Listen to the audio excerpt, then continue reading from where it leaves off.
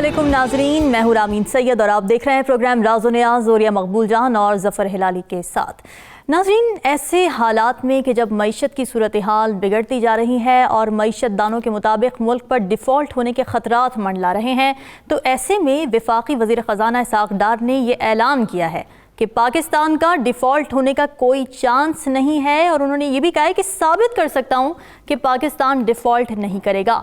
दूसरी जानिब FBR के साबिक सरबराह शब्बर ज़ैदी ने इंकशाफ किया है कि हुकूमत के IMF के साथ जल्द मुज़ाकरात की कोई उम्मीद नहीं है और मुआशी मसाइल के हल के लिए इलेक्शन से पहले मुल्क में निगरान सेटअप कायम किया जा सकता है। और यह सारी जो इसहाक़ डार ने मुल्क डिफ़ॉल्ट ना होने की एक मुबैना खुशखबरी सुनाई है और ये कि वो ये बात साबित भी कर सकते हैं, तो फिर उन्हें इंतज़ार किस बात का है? वो मईशत ठीक करें, हो जाएगा साबित। देखिए, डिफ़ॉल्ट बिल्कुल और चीज़ है और मईशत ठीक करना बिल्कुल और चीज़ है। बार बार ये समझाया है कि पाकिस्तान के जैसे मुल्क जो होते हैं, जो इतना ज़्यादा कर्जा ले चुके होते हैं, उनको कोई डिफ़ॉल्ट नहीं करने देता। देखें, लैटिन अमेरिका के ममालिक में उन्होंने डिफ़ॉल्ट की एक रस्म डाली थी। मैक्सिको ने किया, ब्राज़ील ने किया और 3-4 ममालिक ने किया। उनको वो पाँव पे खड़ा करना चाहते थे, तो इसलिए उन्होंने उनको डिफ़ॉल्ट का ऑप्शन दिया कि आप डिफ़ॉल्ट कर जाएं, हम 10 साल 8 साल आपके साथ ज़्यादा मसला नहीं, अपने इकॉनमी को ठीक करें, फिर हमारे पैसे दे दिया कीजिएगा। अभी हम आपके पैसे नहीं लेते। ब्राज़ील के साथ भी यही किया, लेकिन ब्राज़ील का मसला यह था कि ब्राज़ील ने तो जब उनके साथ उन्होंने कहा कि पैसे दो, तो उसका जो प्राइम मिनिस्टर था उसने कहा था I will cut down the Amazon forest and पे यू द मनी। मैं जो अमेज़न के जो जंगलात हैं, जो दुनिया के सबसे बड़े जंगलात हैं, उसके अपना उसको काटूंगा और पैसे तो मैं दे दूंगा। अच्छा। तुम्हें पैसे अगर ज़्यादा चाहिए, तो उस पर लोग चीखना शुरू हो गए। ये सारे को तो रंग्स ऑफ द वर्ल्ड हैं, ये दुनिया के फेफड़े हैं जहाँ से दुनिया जो है सांस लेती है। तो उसने कहा अच्छा तो ठीक है, वो उस ऑक्सीजन का रेंट पे करो जो तुम इस अमेज़न फॉरेस्ट से हासिल कर रहे हो। तो उसके साथ वो टेबल पे आ गए और उन्होंने कहा कि ठीक है, पाकिस्तान को इसलिए डिफ़ॉल्ट नहीं करने देंगे कि पाकिस्तान के बारे में वो बेसिकली एक तसव्वुर रखते हैं कि पाकिस्तान को कि एसेट जो हैं वो कौन से हैं जिन पे हम कब्जा कर सकते। एसेट एक या और पाकिस्तान की सिक्योरिटी इस्टेब्लिशमेंट हो व कोई और हो, ये जुर्रत कम से कम ये नहीं कर सकता कि पाकिस्तान के न्यूक्लियर एसेट को किसी तौर पर रख सके। और क्या है आपके पास? आपके पास गोल्ड रिजर्वायर तो नहीं है, लिथियम नहीं है, ऑयल नहीं है, ठीक है। कॉर्पोरेट फार्मिंग करना पाकिस्तान की 22 करोड़ के अवाम में बहुत मुश्किल है। तो उसमें करते ये है कि वो मजीद आपसे कहते हैं कि आप हमसे मजीद कर्जा ले लें। अगर आप $5 अरब आपके हैं तो आप $6 अरब ले लें, ठीक है। और उस $6 अरब के बदले आपको 5 पहले हमारे जो किस्त देनी है वापस कर दें और $1 अरब से अपनी बाकी जिंदगी के रोजगार वगैरह वो चलाते रहें। अच्छा, पाकिस्तान में 2 चीज़ें जो हैं होने वाली हैं इस मामले के अंदर बहुत इंपॉर्टेंट। एक तो IMF की नेगोशिएशंस के तहत इन्होंने बिजली को बढ़ाना है, उसके निर्ख को बढ़ाना है, उसका पेट्रोल की कीमतों को बढ़ाना है, लेकिन सबसे अहम तरीन बात जो है वो हमारे है ट्रेजरी बिल्स जो हमारे लोकल लोन है। आप 1 या 2 दिन के अंदर ही आपको ऐलान सुनने वाले हैं जो उन्होंने किया है कि हम पाकिस्तान में शरह सूद को बढ़ा देंगे। यानी पाकिस्तान में हमारा जो बैंकर है पाकिस्तान का, जो इन्होंने उसको इंडिपेंडेंट इस तरह की मकाम दे दिया हुआ है, जो पाकिस्तान के अवाम के पैसे का, वो भी TDR जो है वो आपकी अपने नहीं खरीदने को तैयार है। पाकिस्तान के ट्रेजरी बिल्स जो हैं, असल मसला इस वक्त जो है वो और है। और कल भी जब इमरान खान साहब से मैं इंटरव्यू कर रहा था, उन्होंने कहा था कोई दुनिया में मईशतदान मईशत को ठीक नहीं कर सकता जब तक 2 चीज़ें ना हो। उस मुल्क के अंदर पॉलिटिकल स्टेबिलिटी ना हो और उस मुल्क के अंदर लॉ एंड ऑर्डर जो है वो ठीक ना हो। फिर तो आप क्या करेंगे? डॉलर ना किसी ने खाने होते हैं, ना चबाने होते हैं, ना खर्च करने होते हैं, ठीक है। इंपोर्ट्स पे आप जिंदगी नहीं गुजार सकते, आपको इंडस्ट्री चलानी पड़ती है, आपको खेत में गन्ना उगाना पड़ता है, आपको जिंदगी के अंदर छोटा छोटा कारोबार करना पड़ता है, वरना आप जिंदगी गुजारते हैं, वरना आप जिंदगी नहीं गुजार सकते। और पाकिस्तान में हालत यह है कि इंडस्ट्री आपकी टोटल मुकम्मल तौर पर क्लैप्स कर चुकी हुई है। ऐसा ही ये पाकिस्तान में इन दोनों हुकूमतों की नाकामी है। अच्छा। क्यों इमरान खान के क्यों हम नहीं कर सकते इसके ऊपर? सारी कंपनीज आई थी, इनके साथ एक एग्रीमेंट हुआ था कि 5 साल के अंदर अंदर आप यहां पर लोकल पुर्जे बनाने के लिए फैक्ट्रियां लगाएंगे, ठीक। यानी आप यहां पर स्टीयरिंग भी बनेगा, यहां पर इंजन भी बनेगा, यहां पर कंबक्शन की चीजें भी बनेगी, टायर भी बनेंगे, रिम भी बनेंगे, बाकी चीजें। और 5 साल के बाद पाकिस्तान में पूरी फैक्ट्री असेंबल हो जाया करेगी। अच्छा, लोगों इन्होंने पाकिस्तान के नवाज शरीफ और शहबाज शरीफ ने और उसके साथ जरदारी और बेनज़ीर ने इन सारों ने मिलके उनके साथ एक खास किस्म का क्रिमिनल एक्ट किया कि इनको इजाजत दे दी, तुम ताइवान से मंगा लो, सस्ते आते हैं, तुम जनाब उससे मंगा लो, मलेशिया से मंगा लो, अच्छा, तुम सिंगापुर से मंगा लो, तुम कोरिया से मंगा लो। इन्होंने ये किया कि वो सस्ते वहां से आते थे। उसमें हुआ ये थे कि जो ताजर थे, जो इन सियासी पार्टियों को पैसा देते थे ना, उन्होंने किया कि वहां से चीजें मंगाई, पैसा वहां से इन्वेस्ट किया, सप्लाई किया, यहाँ आके बेच दिया, यहाँ से भी मुनाफा कमाया, वहां से पैसा मुनाफा कमाया। ठीक है। आपको याद होगा कि इमरान खान ने आते ही इन पे पाबंदी लगाई थी, रज़ाक दाऊद ने, बिल्कुल, कि आप फौरी तौर पे ये करें 5 उसके अंदर महीनों के अंदर के 6 महीनों के अंदर। आपको पता है कि उसके बाद किसने इंटरवीन किया था? एस्टैब्लिशमेंट ने। अच्छा, इनको चलने दो, तो ये चीजें बंद होती जाएंगी आहिस्ता आहिस्ता आहिस्ता। हाँ। अब एक और आज हमारे दोस्त हैं शब्बर ज़ैदी साहब, जी, उन्होंने एक और शोशा छोड़ दिया है कि इस 1-2 महीने के अंदर अंदर जो है इंटरिम गवर्नमेंट आ रही। अब इंटरिम गवर्नमेंट किसकी फरमाइश पे आ रही है? किसकी फरमाइश? क्या 2 लोगों की फरमाइश पे आ रही है। एक तो यह है कि बिलावल साहब जो है वहां से एक परवाना लेके आए हैं, और कल उन्होंने ख़ास तौर पे उस परवाने की बुनियाद पर जनाब उछल के बातें की हैं कि अमेरिका जो है ये पाकिस्तान को एड देना चाहता है ताकि आप अफगानिस्तान की तरफ से आने वाले टेररिज्म को ख़त्म करें। ठीक है। आज मैं पढ़ रहा था 2003 की वो रिपोर्ट, 3 अप्रैल की, जो कांग्रेस के सामने पेश हुई थी कि हमारा पाकिस्तान के रिलेशनशिप कैसे हैं। उसमें बताया गया था कि 2001 में पाकिस्तान को 10 मिलियन तकरीबन $1 करोड़ इमदाद मिली थी। अच्छा, लेकिन 2002 में पाकिस्तान को 1 अरब 3 करोड़ इमदाद मिली थी, यानी 11 गुना ज्यादा इमदाद दी गई थी। और उसके साथ साथ 1 अरब के जो सॉफ्ट लोन थे वो माफ किए गए थे। अच्छा, $1 अरब के। तो अब पाकिस्तान को पैसा अमेरिका देना चाहता है और वो चाहता है कि उसके अपने बंदे से उसको खर्च करें। दूसरा, नून लीग पीडीएम चाहती है कि दरमियान में एक ऐसी गवर्नमेंट आ जाए कि सारी गालियां जो है नाकामी की उनकी तरफ ट्रांसफर हो जाए। ये कुशन बीच में लेना चाहते हैं, लेकिन उनको अंदाजा नहीं है बिल्कुल कि औरिया मकबूल जान हो या जफर हिलाली हो, इस जैसे जो ब्यूरोक्रेट रिटायर्ड होते हैं, या 4-5 इकोनॉमिस्ट जो हमारा दोस्त वकार अहमद के दोस्तों के, इन लोगों को पब्लिक तस्लीम नहीं करेगी। पब्लिक का बिल्कुल जिसे कहते हैं शोर में आई हुई है कि हम नहीं मानेंगे जब तक हमारी मर्जी की हुकूमत नहीं आती। ठीक है। हिलाली साहब, शब्बर ज़ैदी ने जो ये कहा है कि एक निगरान हुकूमत के टेन्योर के बारे में कोई आईनी हल तलाश किया जा रहा है, तो ज़ैदी साहब का ख्याल है कि अगली निगरान हुकूमत को 2 साल मिलने चाहिए ताकि वो मईशत को बेहतर बनाने के सिलसिले में सख्त और मुश्किल फैसले कर सके। तो ऐसा होने की कोई इम्कानात आपको नज़र आते हैं, और क्या ये ठीक फैसला होगा? देखिए, बात असल ये है कि या हम इकोनॉमिक्स पे बात करें या पॉलिटिक्स पे करें। अब दोनों को अगर मिला के करें तो चलिए आपका ये सवाल का मैं जवाब देता हूँ। शब्बर ज़ैदी साहब को पता होना चाहिए कि IMF इस गवर्नमेंट से, ये जो इस वक्त गवर्नमेंट है, उससे अग्री भी नहीं करेगी उनके साथ अगले लोन के लिए साइन करें। इसलिए उनको पता नहीं है ये गवर्नमेंट कब तक चलेगी, तो वो कहते हैं अगला गवर्नमेंट से हम करेंगे। अब आप इलेक्शंस तो नहीं कर रहे हैं, आप उनको कह रहे हैं अगला गवर्नमेंट जो होगा टेक्नोक्रेट्स ये वो शायद हो, तो वो देखेंगे कि वो जानना चाहते हैं कि आप लोग कौन सा गवर्नमेंट है जो अपना वादा रख सकता है। अच्छा। आपका पहला सवाल जो आपने कहा है, क्या हम डिफॉल्ट में जा रहे हैं, तो सीधी सादी बात है, किसी भी आप जाके पूछ लें IMF, वर्ल्ड बैंक, ADB से कि हमने आपको अपना कर्जा फेंट दिया है, वो कहेंगे नहीं।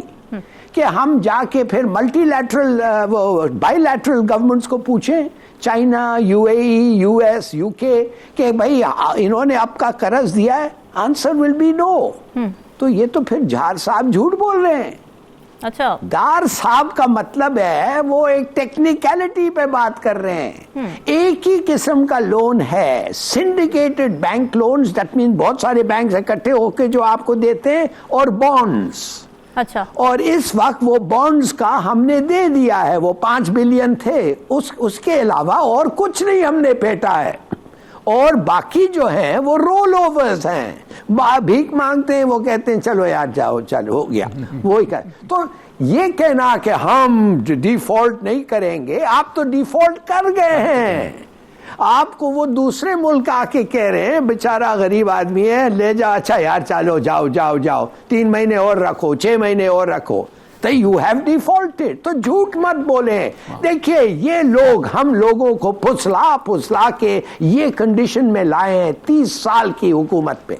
आई एम सॉरी, और ये झूठ बोलते हैं। IMF कह रहा है कि हम तुम्हारे साथ साइन ही नहीं करना चाहते। तुम्हें पता नहीं है क्या? तुमने वो GST 800 बिलियन रुपया जो वादा किया था कर दिया है वापस? बिल्कुल नो।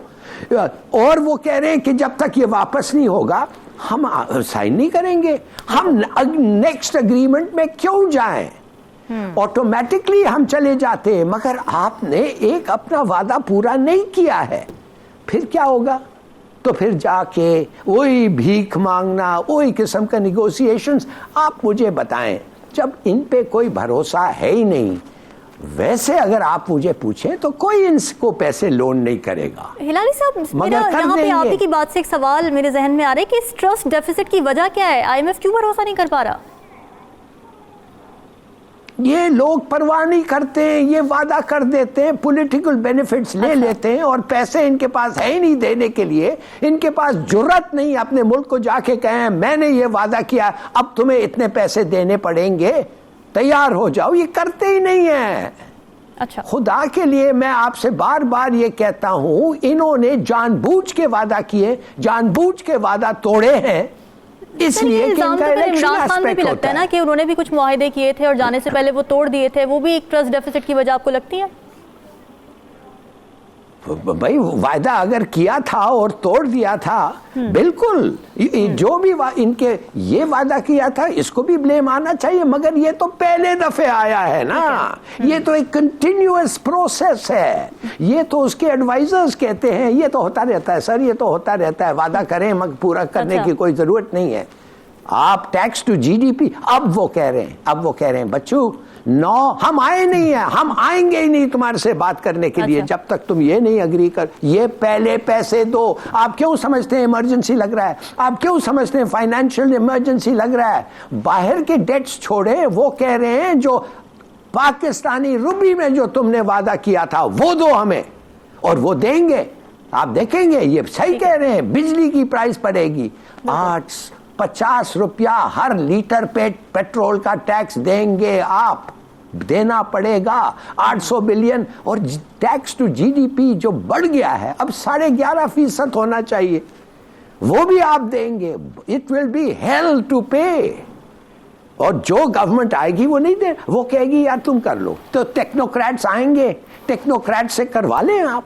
यही आप चाहते हैं कि टेक्नोक्रेट्स आके करवा लें। आप में तो हिम्मत नहीं है, वादा भी आपने किया है मगर हिम्मत नहीं हो, और फिर आप जाके पूरी दुनिया के सामने अपने लोगों को कहते मैंने खरज फेंट दी है। ये किस्म के लोग हैं आप। अच्छा उलिया साहब, इससे कबल वज़ीर आज़म शहबाज शरीफ ने IMF की शराइत मानने का इंदिया दे दिया था, और बज़ाहिर हुकूमत के पास अब 2 ऑप्शंस नज़र आ रहे हैं। तो IMF की शराइत पर अमल करे जिसके नतीजे में कमर तोड़ महंगाई होगी और PDM गैर मकबूल हो जाएगी, और दूसरा ऑप्शन ये कि शराइत ना मानी जाए जिसके नतीजे में मुल्क डिफ़ॉल्ट की नहज पर पहुँच सकता है और तब भी PDM ही गैर मकबूल होगी। तो क्या लगता है आपको, हुकूमत फंस चुकी है और अब टेक्नोक्रेट के जरिए रास्ता ढूंढा जा रहा है? देखिए, टेक्नोक्रेट तो एक शोशा छोड़ा गया है ताकि टेस्ट किया जाए कि हम क्या करते हैं। अच्छा, इसहाक डार साहब ने एक बड़ी मजे की बात की, हम पेरिस क्लब नहीं जाएंगे। अब ये लोग कहते हैं पेरिस क्लब शायद फ्रांस है। हाँ। ठीक, पेरिस क्लब फ्रांस नहीं है। पेरिस क्लब ऑस्ट्रेलिया, बेल्जियम और अपना डेनमार्क, फिनलैंड, फ्रांस, इन 4-5, कनाडा, इन मुल्कों से मिलके एक उन्होंने एक बनाया हुआ है लोन गिविंग ऑर्गेनाइजेशन। ठीक है, कि हम कर्जा देते हैं। इन मुल्कों ने अपने पैसे रखे हुए हैं इनके अंदर, और वो फिर मुल्कों की हालत को देख के देते हैं अपना कर्जा। पाकिस्तान ने $10 अरब देने हैं इसके, उसकी किस्त अदा करनी है। ये किस्त आपकी कौन अदा करेगा? राइवेंट की हल बेच के करेंगे, सरे माल बेचेंगे, एवनफील्ड बेचेंगे, क्या बेचेंगे, कहाँ से लेंगे? वो आपके दोस्त हैं, बेल्जियम दोस्त है आपका, फ्रांस दोस्त है आपका, कनाडा आपका दोस्त है। कौन आपको कहता है कि आप पेरिस क्लब नहीं जाएंगे? लोगों को फ्रॉड मत करो यार, खुदा का खौफ करो। और वो जो लाली साहब कह रहे हैं कि आप जाते हैं भीख मांगते हैं सऊदी अरब से, वो कहते हैं नहीं 4 महीने के लिए और मेरे पैसे रख लो। आप चाइना के पास जाते हैं, वो कहते हैं कुछ देर के लिए ऑफ ले। अच्छा, इन लोगों ने इतना जुल्म किया है इस मुल्क के साथ कि इनको जो एड मिलती थी, जो पैसे मिलते थे, कर्जा मिलता था एशियन बैंक का, एशियन बैंक का पूरा प्रोजेक्ट होता है, ठीक, वर्ल्ड बैंक का पूरा एक प्रोजेक्ट होता है, एक प्रोजेक्ट जो वॉल सिटी का था, मैं उस पर काम करता रहा। अच्छा, एशियन बैंक और वर्ल्ड बैंक जो है ये 2% और 1.2% ये कर्जा देते हैं। IMF तो कर्जा जो है वो बहुत ही सॉफ्ट उसका होता है, 2%, 2.3% ये देते हैं कर्जा। ठीक है। अब ये कर्जा खर्च देते हैं, अय्याशियां करते हैं, अल्ले तल्ले करते हैं, और फिर जब एक कर्जे की किस्त अदा करनी होती है तो फिर इस पेरिस क्लब जैसे लोगों से 10% के ऊपर, 6% के ऊपर, किसी और से 20-16% के ऊपर, अभी तक 16-17% हो जाएगा ना, वो कर्जा लेके पैसा वापस करते हैं और सूद की रकम मेरे खाते से लेके जाते हैं। अच्छा, इस तरह इन्होंने कर्जा चढ़ाया है लोगों के ऊपर, अपने अय्याशियों के ऊपर। आप सोचें कि ये मुल्तान का जो मोटरवे है, जिसके ऊपर अपने $5 अरब खर्च कर दिए, इस मुल्क को मकरूज किया, ये 1 साल हो गया ना बन गया हुआ, ठीक, बिल्कुल, इमरान खान से 1 साल पहले, तकरीबन कुछ 6-7 महीने पहले बन गया था। जी जी। आज इसको 4 साल हो चुके बने हुए। आप मुझे बताएं, इस मुल्तान के मोटरवे के ऊपर 2 हैं रेस्ट एरियाज सिर्फ, ठीक, उस रेस्ट एरिया की दुकानें नहीं को खरीद सका। क्यों? क्योंकि सर्वे ये कहता था कि मुल्तान लाहौर मोटरवे की जरूरत नहीं है, यहां ना बनाओ इतना $5 अरब का खर्चा, बंदे को मर्ज लगा हुआ है अपना टीबी का, और तुम जाके मर्सिडीज किस्तों पे लेके घर में खड़ा कर लेते हो। तुम्हें किसने कहा है? जिस वक्त 1997 के अंदर इस्लामाबाद उसका मोटरवे बन रहा था तो उसको 4.5 अरब खर्च हुआ था। उस वक्त भी कहा था नहीं इतनी ट्रैफिक नहीं, जीटी रोड को ठीक ठाक कर लो, जो 4 अरब का कर्जा न चढ़ाओ। आपको पता है 20 साल के बाद जाके कहीं इस ट्रैफिक हुई है कि सिर्फ मेंटेनेंस कॉस्ट निकल रही है उसकी। अच्छा, शौक है। क्यों? इकोनॉमिक हिटमैन ये कहता है स्ट्रक्चरल कर्जे लो ताकि तुम कौम को मकरूज करो और फिर हम तुम्हारे ऊपर कब्जा करें, और वो कब्जा उन्होंने कर चुके हुए हैं। आपके एसेट्स जो हैं वो, जैसे आप देखें पाकिस्तान की, हिलारी साहब जानते हैं, पाकिस्तान की एम्बेसी जो है इस वक्त अमेरिका की, वो डेट उसको उन्होंने बेचना शुरू किया। 3 गाहक आए हैं उसके। पहला गाहक है एक यहूदी फर्म, उन्होंने कहा हम इसको सिनेगॉग बनाएंगे, ठीक। दूसरा है एक इंडियन पार्टी, और ये जो एम्बेसी है ना, ये मिर्जा अबुल हसन इस्फानी साहब ने पाकिस्तान को खरीद के तोहफे में दी थी कि आप ले लें या आप ले लें। अच्छा। ठीक, अब आप उससे जो मर्जी बनाते फिरे। अब एसेट के बिकने का वक्त है, पहले बाहर के एसेट बिकेंगे, फिर इंटरनल एसेट बिकेंगे, और फिर हम कहते हैं कि हम तो डिफॉल्ट नहीं किए हुए, मुल्क आप बेच रहे हो, आप कहते हैं हम डिफॉल्ट नहीं किए हुए। ठीक है। हिलाली साहब, आपको क्या लगता है जो interim government, prolong interim government की बात हो रही है, तो कौन होगा जो तमाम पार्टीज़ को इस लॉन्ग टर्म इंटरिम सेटअप पर मुत्तफिक कर पाएगा, और क्या सियासी पार्टीज़ जो तमाम हैं वो मुत्तफिक हो भी जाएंगी इस बात पे? देखिए, आपको पूछना चाहिए इंटरिम गवर्नमेंट पे क्यों हम ये केयरटेकर गवर्नमेंट पे हम बात कर रहे हैं। तो आप प्रेज्यूम आप कर रहे हैं कि एक इलेक्शन होने वाला है, ये क्यों आप प्रेज्यूम कर रहे हैं? भाई, आपको मैं बताना चाहता हूं कि अमेरिका ने ब्लैंक चेक दिया है इनको। अच्छा, no return of Imran Khan, इसलिए सबको पता है इलेक्शन होंगे तो वो आ जाएगा ना। 70% पोल्स, द पोल्स शो 70%, और डे बाय डे बढ़ते जा रहा है। तो नो तो अगर वो आएगा तो you had it. What do you mean you had? अगर हम खत्म हो जाएंगे, अगर इमरान खान जीत के आ जाए, तो इसके माने वो हमें वो आपको फिर डिफॉल्ट में ले जाएंगे। उनका हक है, उनके पैसे हैं, उनका इन्फ्लुएंस है, वो ले जाएंगे आपको डिफॉल्ट में। फिर क्या होगा? हर चीज बेचना पड़ेगा, एम्बेसीज छोड़े आपको एयरलाइंस और सब चीज, और फिर भी काफी नहीं होगा। तो एक तो वो हो गया। आपका मेरा घर बच जाए, मेरा और आपका घर भी नहीं बचेगा। दूसरी बात नहीं, कुछ एक तो अमेरिका कह रहा है, दूसरा इमरान खान खुद कह रहा है, आज उसने कह दिया है कहने लगा कि मुझे पता है किसको इलेक्शंस नहीं चाहिए। अच्छा, उसको भी पता चल गया। अब आपको मैं बताऊं 6 और वीडियोस आ रहे हैं और वो ऐसे वीडियोस हैं कि नाकाबिले बर्दाश्त हैं, बकौल जो लोग कुछ लोगों ने जो देखा हुआ है। और उसके बाद आपको नहीं पता है कि लोकल बॉडी इलेक्शन कैंसिल हो गए। क्यों कैंसिल हुए हैं? पूछिए तो सही। 6 क्यों? क्या? इसलिए कि वो लोकल काउंसिल यूनियन ज्यादा हो गए। अरे यार, 6 महीने पहले तो आपने उनको ठीक किया था और अब वो कह रहे 6 महीने के बाद वो ज्यादा हो गए, इतने हो गए हैं कि इलेक्शन मुनासिब। What is this? कहने की बात ये है, देखिए 66% ऑफ आपके नुमाइंदे पार्लियामेंट के वो निकल गए हैं। 66%, 70% लोग, मैं कहता हूं 80% लोग इलेक्शन चाहते हैं।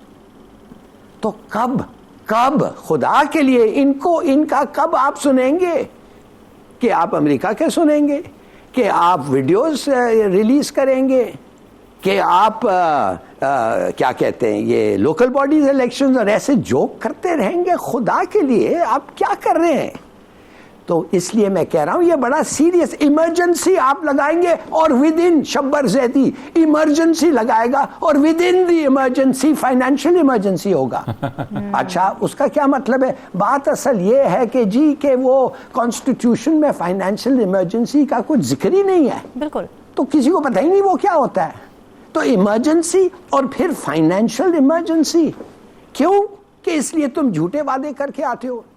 क्यों? कि इसलिए कि तुम लोग इलेक्शन जीतने के लिए इलेक्शन के कुछ भी करोगे, sell the country down the drain. तो ये लोग, इनको खुदा के लिए हमारे लोगों को एक मौका दें बोलने के लिए। और अगर फिर इनको इलेक्ट कर रहे हैं तो बस ठीक है, तो इसके माने you deserve what you are getting. मगर अब सब लोग पूछते हैं कि क्या होगा, क्यों? ठीक है, सवाल ये होना चाहिए कि कब होगा, कैसे होगा। नाज़रीन, डिस्कशन का सिलसिला जारी है। वक्त हुआ एक ब्रेक का। Stay with us.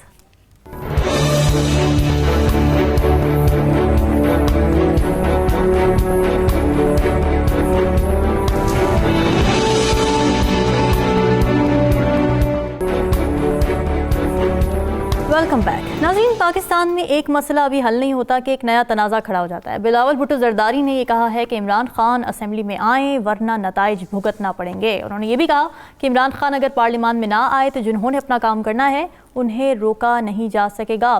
तो ओरिया साहब, बिलावल भुट्टो ये कह रहे हैं कि जमहूरी रवैया अपनाया तो ठीक, वरना जो होगा बर्दाश्त नहीं कर पाओगे। तो क्या बिलावल के ये अल्फाज और लहजा जमहूरी था? देखिए, पहली बात तो यह है कि बिलावल जो है ना, वो पीपल्स पार्टी की वो इस वक्त जो लाश है, मुर्दा लाश है ना, उसके अंदर जान भरने की आखिरी कोशिश कर रहा है। अच्छा। एतजाज़ आसम साहब ने आज ये बयान जो दिया है वो बड़ा देखने वाला है। बहुत पुराना उनके पॉलिटिशियन जुल्फ़िकार अली भुट्टो ने सबसे पहले जब उन्होंने CSS का इम्तिहान पास किया था, ही स्टूड फर्स्ट, तो उन्होंने उसको कहा था कि आप MPA का इलेक्शन लड़ें गुजरात से, और वहाँ से उन्होंने बाकायदा वज़ीर कानून और फिर वज़ीर इंफॉर्मेशन लगाया था पंजाब का, वहाँ से MPA बन के आए थे। बहुत उन्होंने कहा है कि इस दफ़ा शायद एक भी सीट पीपल्स पार्टी पंजाब से ना ले सके। अच्छा, ठीक। सिंध के जो हाल है वो उसकी आखिरी उस सूरत हाल को बचाने के चक्कर में है। उसने जो तकरीर की है, उस तकरीर को उसने बेनज़ीर के हवाले से, बाकी चीज़ों के हवाले से, असल मसला ये नहीं है। असल मसला यह है कि बिलावल एक पूरे मुकम्मल इस एजेंडे के तहत इंटरनेशनल टूर्स पे निकला था। अच्छा। और पॉलिटिशियंस भी ये कह रहे हैं और इंटरनेशनल जो कि तजज़ियाकार है वो भी कह रहे हैं कि जिस तरह इसके वालिद जरदारी ने बेनज़ीर के ख़िलाफ़ एक पूरी कैंपेन के तहत अमेरिका में रह के उसके लिए अपने लिए रास्ता हमवार किया था, बिलावल भी इस तरह का रास्ता हमवार करने यहाँ आना चाहता है। क्यों? वजह यह है कि जिस वक्त पाकिस्तान को आप खड़ा करेंगे अफ़गानिस्तान के ख़िलाफ़ और आप वहाँ पर पाकिस्तान की सारी सूरत हाल जो बिल्ड करेंगे, तो आप सोचें कि वहाँ पर आपको पैसे दिए जाएंगे, आप फिर एक नई वॉर एंड टेरर के अंदर एंटर हो रहे हैं। अच्छा। और उस वॉर एंड टेरर के एंटर होने की आसानियाँ शुरू हो गई थी। कल जो इमरान खान ने जो बात की है, बड़ी इंपॉर्टेंट बात की है। उसने कहा जिस वक्त हम मुज़ाकरात के बिल्कुल उस नतीजे में पहुँचे थे कि 48,000 कुछ जो थे ये टीटीपी के लोग थे जिनको हमने रिहेबिलिटेट करना था, जिनमें से 3,000 को जेलों से निकाला था, वहाँ से आने थे, उनके लिए सिक्योरिटी काउंसिल की मीटिंग के अंदर फंड्स एलोकेट हो गए थे। तो फिर किसने पाकिस्तान को दोबारा इस आग के अंदर झोंका और किसने फिर इस सारी रिफ्ट को पैदा किया? और उधर से अफगानिस्तान में भी जो लोग बैठे हुए हैं उनमें जो अवाम की अक्सरियत है वो शुरू से पाकिस्तान के खिलाफ रही है, एक्सेप्ट के तालिबान गवर्नमेंट के, वो जो एक 5-6 साल के अरसे के थे, उस ज़माने में हमने सिर्फ विड्रॉ किया था। अब इमरान एक एजेंडा लेके आया है। मैं आपको एक बात बताऊं, पाकिस्तान में फिर सेमिनार्स और वो शुरू हो गए हैं, टेररिज्म और दहशतगर्दी और फंडामेंटलिज्म और उसके बाद ये चीज़ें। और मैं बताना नहीं चाहता कहाँ सेमिनार्स हो रहे हैं, शुरू हो गए हुए हैं। मैं भी एक बहुत बड़े इंपॉर्टेंट जगह की सेमिनार में इन्वाइटेड हूँ एक अगले हफ्ते में। ये फिर बताया जा रहा है और उसमें जो रिपोर्ट है ना सेनेट को, जो कांग्रेस को पेश की गई 2003 की, उसमें कहा गया था कि 2002 की जनवरी की मुशर्रफ की जो तकरीर थी वो इम्पोर्टेंट लैंडमार्क थी, वो बिल्कुल बिलावल की तकरीर से मिलती जुलती है। तकरीर निकालें, एक ऐसी सोसाइटी जो बड़ी पुरसुकून जा रही थी, उसमें मुशर्रफ ने कहा कि पाकिस्तान की सोसाइटी इनटॉलरेंट है, पाकिस्तान की सोसाइटी दहशतगर्द है, पाकिस्तान की सोसाइटी मुतस्सब है, पाकिस्तान की सोसाइटी के अंदर हम पालते हैं। इस वक्त बिलावल साहब वो पूरा एजेंडा लेके तशरीफ लाए हैं कि हम एक ऐसी जंग के अंदर दोबारा कूद जाएं। आप खुद सोचें कि बलूचिस्तान में हमारे साथ क्या होगा, KPK में हमारे साथ क्या होगा, और पंजाब में जो आप लड़ाइयाँ लड़ रहे हो, इसमें अगर पंजाब में भी लोगों ने आपको मोहब्बत न बख्शी तो आपकी बातों के साथ आपका कोई साथ नहीं देगा। लेकिन उसके अंदर होगा ये कि अमेरिका जो है एक सुपरफिशियल की गवर्नमेंट, जैसे मिस्र में सीसी की गवर्नमेंट जो थी उसको उन्होंने एस्टैब्लिश किया। ठीक है हिलाली साहब, आपको क्या लगता है बिलावल भुट्टो का क्या एजेंडा है और बिलावल भुट्टो का इशारा किस तरफ है? वो कौन है जो इमरान खान का बंदोबस्त करने जा रहा है जिसको बिलावल भुट्टो रोक नहीं सकेंगे? और क्या इमरान खान को पार्लियामेंट में वापस बुलाने का ये सही तरीका है? पहले बात तो मैं आपको बता दूं कि मेरा जो टेक है, मेरा जो असेसमेंट है, ये बिल्कुल मुख्तलिफ है और या साहब से रिगार्डिंग द तालिबान। और ये मैं आपको सिर्फ ये कह सकता हूं कि हमने जब उनके साथ इस वक्त निगोशिएट किया था, हमने उनको क्या नहीं ऑफर किया था। हमारे 2 शर्तें थे, हथियार मत लाओ और वापस आ जाओ। हथियार मत लाओ, डोंट ब्रिंग योर वेपन्स, और आ जाओ, और जो पाकिस्तान है वो तुम्हारा भी है हमारा भी है। ये क्या बड़ी ये गलत बात थी? नहीं, ये बड़ा अच्छा ऑफर था। और अगर ये ऑफर पे अगर हमने इस ऑफर को तोड़ा, माने कि हमने अपना वादा पूरा नहीं किया, तो बताएं, अवाम को बताएं। इसलिए कि मैं को कोई स्पेशल नॉलेज नहीं है। अवाम को कहा गया है कि हमने उनको ऑफर किया है, तहरीक तालिबान को। उन्होंने हमारे साथ जो किया है, अगर वो भूल जाएं, चलिए भूल जाएं जो उन्होंने किया है और हमने जो भी किया है बकौल उनके, although as a state policy हमारा कभी नहीं रहा है कि बच्चों को मारो और जाके स्कूलों को बम करो। बहरहाल जो हुआ है, फॉरगेट इट।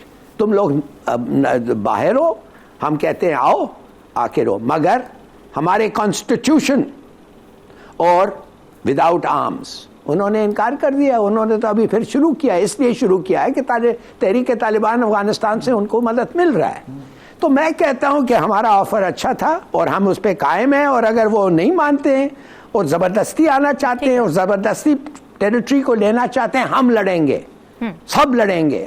एक दूसरी बात यह है, मैं बिल्कुल एग्री करता हूं कि ये मिस्र के पास जाना के कोई तुक ही नहीं बनता।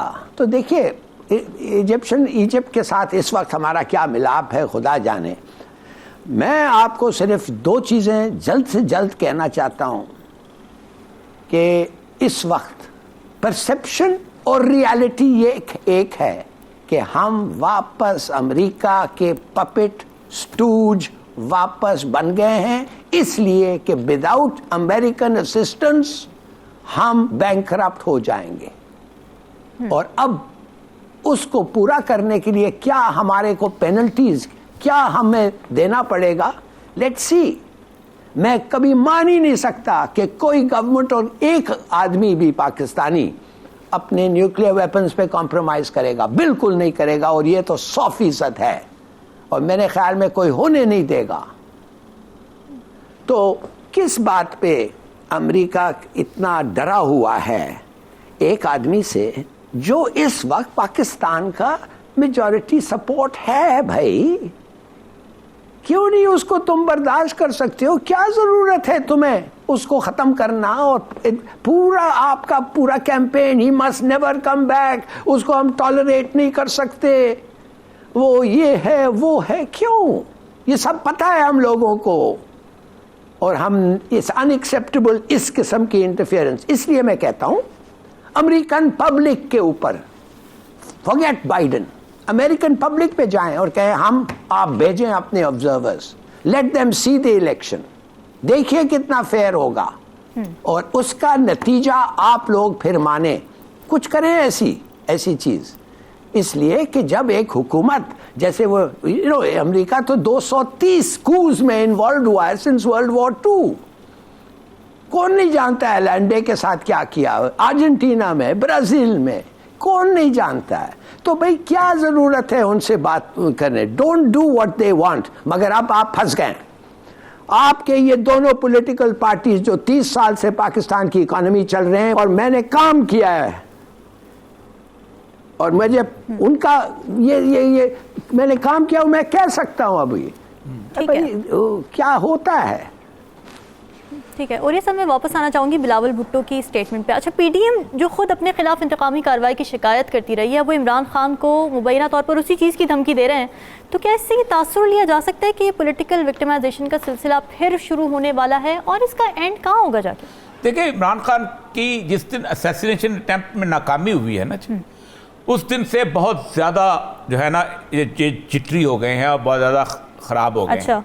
और वो समझते हैं कि इमरान खान को किसी न किसी से ख़त्म कर लिया जाए। आप देखें, आप इंटरव्यू लेने गई थी तो आप कितना वो सर्च कर रहे थे, क्योंकि उनको एक खौफ ये भी था कि किसी एक असैसिनेटर को हायर करके किसी कैमरामैन की शक्ल में, जैसे अहमद शाह मसूद को मारा गया था, वैसे ना मारा जाए। हिलाली साहब ने भी काम किया और मैंने भी काम किया। हमने पूरे इस 34 साल के अंदर इस मुल्क को लूटते हुए देखा है अपनी आंखों से, और हमें पता था कि ये डुबो रहे हैं। उसका आज नतीजा है कि हम इस जगह पे पहुंचे। इमरान खान क्यों उनको काबिल कबूल नहीं? इमरान खान इसलिए काबिल कबूल नहीं कि इमरान खान का कान नहीं मरोड़ा जा सकता। अच्छा। इमरान खान का ना बाहर को बैंक अकाउंट है। इमरान खान का मसला यह है कि इमरान खान का ना कोई सरे पैलेस है और ना उसका हेवन फील्ड है। इमरान खान का मसला यह है कि उसकी जायदादों का कोई पाकिस्तान में, तो ये एक रायवंड का और बिलावल हाउस, ये तो एक पीनट है, ये तो एक छोटी सी चीज है जहां आपके एक रेस्ट हाउस है जहां ये लोग आके रहते हैं। अच्छा, ये जो लोग हैं, ये अगर आज ये अमेरिका के खिलाफ जाए, इनको वहां पकड़ लेंगे कि भाई साहब एक मिनट, ये पैसे दो, वापस करो, या हम तुम्हारे कब्जा करते हैं। बिलावल भुट्टो इस वक्त मुकम्मल तौर पे जबान बोल रहा है।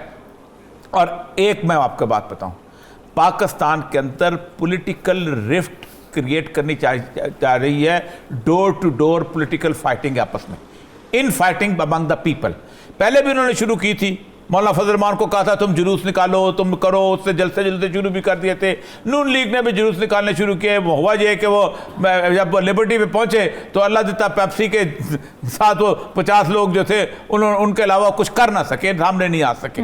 वो पब्लिक रैलीज में जा नहीं पा रहे, वरना वो कब के जा चुके होते। और उसमें अवाम की इन फाइटिंग जब होती तो आपको रास्ता मिल जाता। इसीलिए एक सोचा छोड़ा गया है कि इंटरिम गवर्नमेंट को हम ला रहे हैं, और उस इंटरिम गवर्नमेंट के दौरान पब्लिक को कहा जाएगा, जाहिर बात है अगर कोई अमेरिकन फंड्स आ गए, जैसे मैंने आपको बताया $1 बिलियन एकदम रिलीफ का कोई फंड आ गया और पब्लिक को थोड़ी सी आपने रिलीफ दे दी, तो उन्होंने कहा जी बस ये ठीक है, पॉलिटिशियन तो बहुत 2 नंबर थे। ये एक नुस्खा आजमाने की कोशिश की जा रही है। ठीक है, लेकिन इंटरिम गवर्नमेंट के आने से पाकिस्तान में न तेल के कुएं निकलेंगे, न सोने के ज़खायर आएंगे। बिल्कुल मसाइल हल नहीं होने वाले। नाज़रीन, डिस्कशन का सिलसिला जारी है। ब्रेक का स्टे विद अस।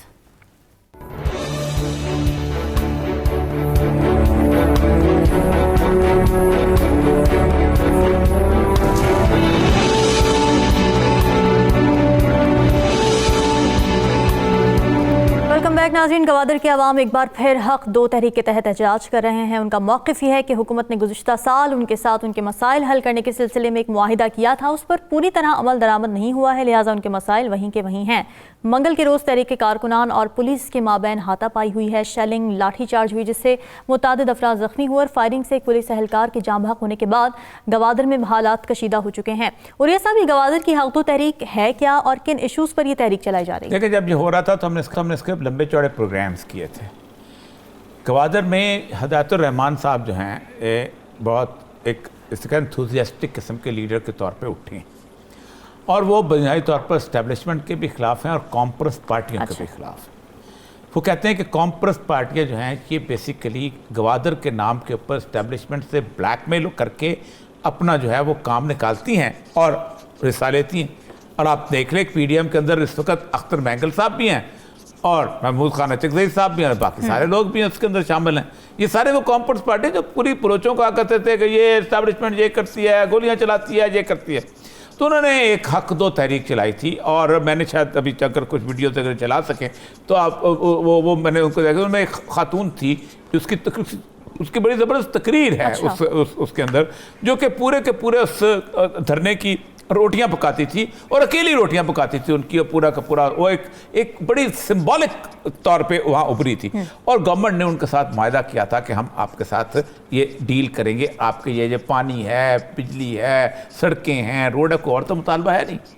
यानी जिस आपको सोने की चिड़िया को आप बिलियंस ऑफ डॉलर लगा के आपने उस पर एक पोर्ट बनाई है, ठीक है, और उसके साथ साथ आपने ये किया है कि आपने उसके साथ एक जेटी बनाई है जो नॉर्वेजियन से बनाई थी, फिर आप उससे एक्सपेक्ट कर रहे हैं कि सारे का सारा सीपैक और गवादर डिस्टर्ब है तो सीपैक की आप बेशक 10,000 रोडें बना रहे हैं, कुछ भी नहीं है, ख़त्म। तो असल मसला बुनियादी तौर पे ये है कि ये हिदायतुर रहमान साहब जो थे बेचारा स्कूल टीचर, फिर उसके बाद वहाँ से एक आम सा आदमी है, लेकिन उसने एक तहरीक बना दी। उसका कसूर यह है कि वो जमात इस्लामी का है, अच्छा, वो कॉम्प्रस नहीं है, ठीक है, वो पाकिस्तान से मोहब्बत भी करता है और ग्वादर को भी बेहतर बनाना चाहता है। अब इस वक्त सारी की सारी फोर्सेस जो है मिलके एस्टेब्लिशमेंट की खराबी पता है क्या बलूचिस्तान के साथ, वो कहते हैं ये सरदारों को अपने साथ रखो, इनको मुट्ठी में रखो, ये गोरे का संडेमन की पॉलिसी है, मुट्ठी को रखो, मरी को रखो, ठीक, उसके बाद जनाब अपना किसका उसको मैंगल को रखो, फलां को रखो, इसको रखो। ये सारे के सारे लोग जो थे ये तमाम के तमाम सिब्बी मेले में वॉइस रह की बगी खींचा करते थे। अच्छा, घोड़े की जगह सरदारों को लगाया होता था उसने, क्यों? अपने अवाम को दबा के रखे। एस्टेब्लिशमेंट ने 1980s के बाद पहली दफा जब 70s के बाद जब आर्मी एक्शन हुआ इनको दोबारा खड़ा किया वहां पर। अच्छा। और अब जो चाहते हैं, हिदायतुर रहमान एक लोकल लीडर है, वो बड़ा जबरदस्त किस्म का आवाम के दिलों में रहता है। अब वो इनको पसंद नहीं है क्योंकि ये पब्लिक के साथ नहीं चलना चाहते, ये अपने टोनियों के साथ डील करना चाहते हैं। वही जो यहाँ पर हो रहा है, ठीक है, कि अवाम का नुमाइंदा ना आए और लोग आए। ठीक है, हिलाली साहब, आपको क्या लगता है इस तहरीक के बारे में और क्या वजह है कि इस सिलसिले में अभी तक कोई इक़दाम नहीं हो सके हैं, मुतालिबात क्यों नहीं माने जा सके अभी तक? देखिए, 4 इश्यूज हैं ग्वादर में, फ्रेश वाटर, बिजली, ट्रोलिंग और चेक पोस्ट। बिल्कुल। और इससे पहले जब इनका ये हुआ था एजिटेशन, काफ़ी हद तक इनको कंसेशंस दिए गए थे। अब मुझे नहीं पता कि वो कंसेशंस हमने वादा तो कर दिए थे, मिले थे कि नहीं, हुआ नहीं। हाँ। मगर अगर नहीं मिले थे तो उनका हक है वो निकलने का, और अगर मिल गए थे तो फिर मेरे ख्याल में, मगर मैं 2 चीज़ों पे कह दूंगा, फ्रेश वाटर उनको चाहिए था, मेरे ख्याल में वो चीन ने दे दिया है या देने वाला है मुफ्त, डिसैलिनाइजेशन प्लांट नहीं हुआ। वैसे अफसोस है कि चीन को छोड़ें, हम लोग खुद उनको एक ऐसा प्लांट देना चाहिए, इसलिए कि ये एक वाइटल स्ट्रेटेजिक पोर्ट है। दूसरी बात, बिजली, पता नहीं उसका वो हुआ ईरान से आता है, ठीक तरीके से आता है या नहीं आता है, क्या उनको ये आज। मगर ट्रोलिंग, उसके बारे में मैंने कुछ दरियाफ़त की। देखिए, ट्रोलिंग होता है मछली की शिकार, और वो ठीक कह रहे हैं, ये तो बड़े ज़बरदस्त किस्म के चीन के ट्रोलर्स आके अगर हमारे टेरिटोरियल सी के अंदर और इंटरनल कोस्ट लाइन के अंदर ये करें तो दूसरों के लिए कुछ रहता नहीं है। और ये बड़ी सही बात है कि कुछ कंट्रोल उन पे होना चाहिए, ये हमारा ज़मीन है, हमारे लोगों के लिए है। मगर जब मैं थोड़ा सा और इंक्वायर किया तो पता चला कि ये ऑब्जेक्ट करते हैं कि कराची वाले इधर आके शिपिंग करते हैं, ये फिशिंग करते हैं। ये गलत बात है। ये पाकिस्तान है और वो पोर्ट पाकिस्तान में, और पाकिस्तान सबके लिए, ये नहीं कराची वाले और ये वाले। और दूसरी जो मेरे ख्याल है चेक पोस्ट, देखिए बड़ी इनकन्वीनियंट बात होती है चेक पोस्ट पे। कभी कभी लाइन लग जाता है, लोग ये होते हैं, और ख़ास तौर ऐसे सेंसिटिव एरिया जिधर फॉरेनर्स भी हैं और हमारे पॉलिटिकल प्रॉब्लम्स भी हैं और स्ट्रेटेजिक और दहशतगर्दी के भी प्रॉब्लम है। तो अगर आपको रोकना पड़े तलाश के लिए और बहुत चेक पोस्ट हैं, वो आप कहते हैं मोर देन यूजुअल, मुझे नहीं पता क्या तरीका है कि इसको जल्दी से इतनी इनकन्वीनियंस ना हो लोगों को, मगर कुछ ना कुछ बातों से ये अमल हो सकता है। ये कोई ज़रूरी नहीं है कि आप 10 दिन दे के बैठ जाएं और सब चीज़ बंद करके और फिर लड़ाई हो जाए और अब एक पूरे पुलिस वाला मारे भी गया है। It's very unfortunate. हमारे हाई लेवल इंटरेस्ट होना चाहिए। ये जो मैंने कल परसों आपको कहा था, बलूचिस्तान में तो चीफ मिनिस्टर तो नज़र ही नहीं आता और जैसे मैंने कल भी कहा था, इंटीरियर मिनिस्टर तो इनकैपेसिटेटेड होता है मोस्ट ऑफ द टाइम। तो ये हो क्या रहा है ऐसे की एरिया में? चार जीओसीज चेंज हुए हैं 4 साल में। ठीक है, ओरी साहब आप रिस्पॉन्ड करना चाह रहे हैं, लास्ट मिनट रह गया। आखिरी मिनट में आपको बता दूं कि बुनियादी तौर पर ट्रोलिंग का कराची का एतराज़ यह है कि कराची की जो कंपनियां हैं वो वही चाइनीज़ कंपनियां होती हैं और उनका वो ठेका लेके वाया से उस तरफ लेके लोकल फिशरमैन बेचारे को कुछ नहीं मिलता। वो कहता है हमारा रिस्क है, हमें कुछ तो जब तक बन जाएगा फिर देखी जाएगी, हम देखी जाएंगे। और दूसरा जो है वो ये है कि वो वहाँ पर जो बिजली है वो बिजली जो है पोर्ट तक महदूद की हुई है। शहर के लोगों को 2000 ईरान की बिजली सिर्फ 60 किलोमीटर तक पसनी तक आती है, गवादर वहाँ से 200 किलोमीटर बन जाता है। ठीक है, ओके, ठीक है नाजरीन, डिस्कशन आपने सुनी। नाजरीन कल हाजिर होंगे मज़ीद अहम मौज़ूआत के साथ, हमें दीजिए इजाज़त। अल्लाह हाफ़िज़।